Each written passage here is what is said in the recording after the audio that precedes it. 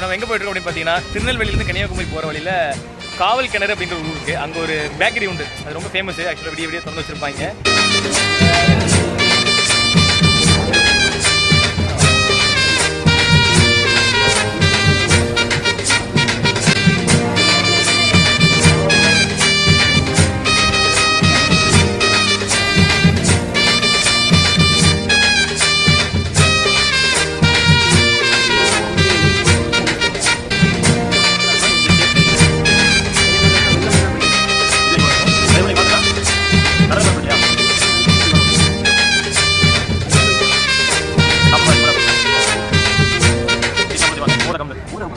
Ini